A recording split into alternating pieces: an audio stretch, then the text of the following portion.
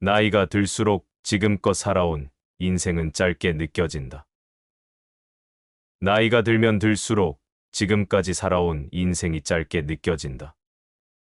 처음으로 누군가와 사랑에 빠진 기억이나 처음으로 해외로 여행을 떠난 기억은 몹시 강렬하게 남아 평생에 가깝도록 기억되는데 그 이후의 기억들은 어쩐지 그것만큼 인상적인 기억으로 남지 않거나 심지어는 아예 사라져버리기까지 한다.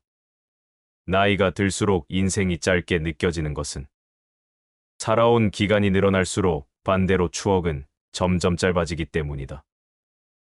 즉, 사소하고 중요하지 않은 일과 불쾌했던 사건들이 기억에서 전부 빠져나가 남아있는 것이 별로 없게 되기 때문이다. 처음에는 중요해 보였던 일들도 무수히 반복되다 보면 서서히 사소하고 중요하지 않게 된다. 젊은 시절의 일을 나이가 들어서 일어난 일보다 더 잘 기억하는 것은 바로 그런 이유 때문이다. 생일도 마찬가지다. 어릴 땐 매년 생일이 기다려진다. 뭔가 나를 깜짝 놀라게 할 만한 선물이 있을 것 같고 세상 사람 모두가 나를 축하해주는 것만 같은 기분에 휩싸인다. 하지만 나이가 들면 들수록 생일은 점점 무의미해진다. 축하의 말을 한 번이라도 듣거나 맛있는 저녁을 먹기라도 하면 다행이고 다른 날과 완벽히 똑같은 하루를 보내는 것이 태반이다. 그렇게 어릴 땐 특별했던 생일이 점점 무의미해지는 것처럼 사건의 중요성이나 밀도가 나이 듦과 함께 점점 떨어지는 것이다. 게다가 우리는 불쾌한 경험이나 사건을 다시 떠올리는 것을 좋아하지도 않는다. 그것이 우리의 허영심을 다치게 하는 것이라면 더욱 그렇다. 나의 실수나 치부가 드러나 사람들에게서 망신을 샀던 경우를 생각해보자.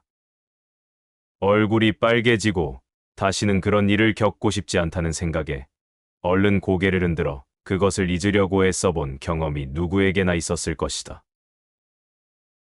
그렇게 대부분의 불쾌한 사건들은 우리의 허영심을 다치게 하는 것이라서 우리는 무의식적으로 그것들을 잊으려고 노력한다.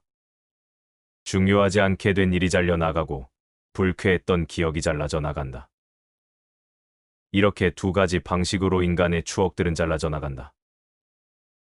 그렇다면 삶을 더 풍요롭게 기억하기 위해선 어떻게 해야 할까?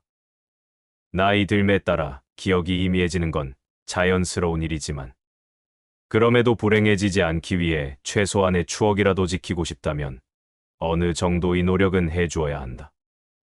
어떤 기억 하나를 중요하게 생각할 수 있도록 기록해보기도 하고 앞으로의 여생을 더 조심할 수 있을 정도로만 불쾌했던 때를 상기해보는 시간을 가져보는 것이다.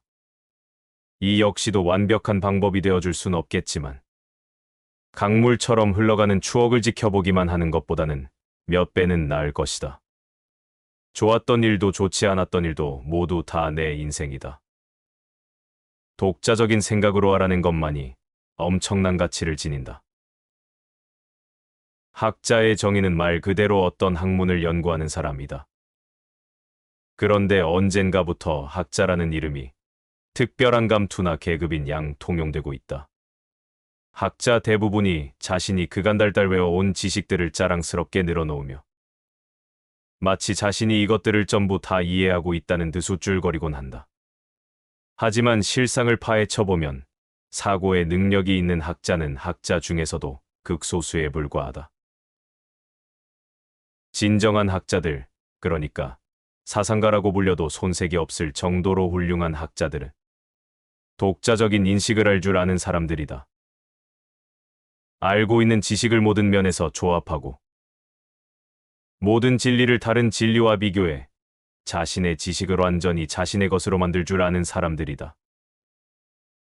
그리하여 그 지식을 자신 의지대로 활용할 수 있게 된 사람이야말로 진정한 학자라고 할 수 있다.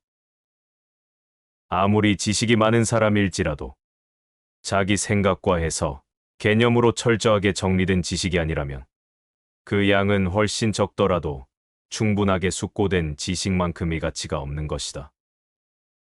비단 학자들에게만 해당하는 일이 아니다. 건강한 삶을 영위하기 위하여 배움과 공부를 끝없이 반복해야 하는데 무분별하게 주입하는 것보단 독자적인 생각으로 알아낸 것만이 엄청난 가치를 지닌다.